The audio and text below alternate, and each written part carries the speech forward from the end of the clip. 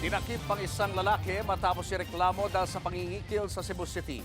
Ang siste, mamanipulahin niya ang metro ng kuryente ng mga customer sabay tatakutin ng mga ito na isusumbong sa mga otoridad. Nasa frontline ng balita si John Aroa ng News 5 Visayas. Ikaw ba nimo? Hindi na nakaporma ang lalaking yan nang arestuhin siya ng mga operatiba ng National Bureau of Investigation sa Biro Rodriguez Street sa Cebu City. Sugo ra ko ning Kinsa may gago? Sugo nimo. Kinsa gasugo nimo? buhat ano ron.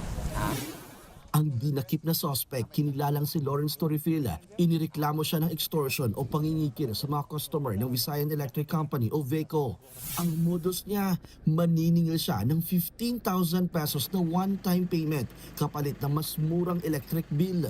Sa pamamagitan ng paggalaw sa metro ng kuryente, tila magic na bababa ang bayarin mo.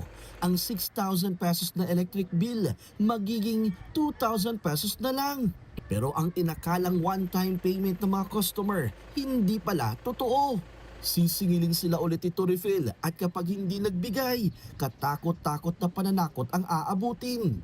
He and his associates then extorted the consumer, threatening to report her to VECO authorities because there had been tampering already, unless she paid for the restoration.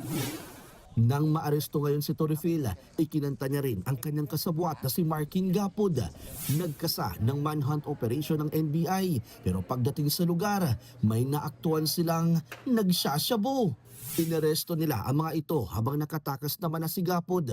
Patuloy pa siyang tinutugis. Ginit naman ng VECO na hindi nila kilala ang mga suspect. Hindi rin nila ito empleyado. Mudakok lang siya because Lumala lang ito dahil ang mga taong ito ay mga oportunista. Karaniwan kapag may kalamidad o gaya ngayon na tumaas ang presyo ng gasolina, sinasamantala nila ang sitwasyon. Maharap naman ang mga suspect sa reklamong paglabag sa Anti-Electricity and Electric Transmission Lines Materials Pilferage Act of 1994. Nagbabalita mula sa frontline, John Arua, News 5, Visayas! Mga kapatid, Julius Babaw po.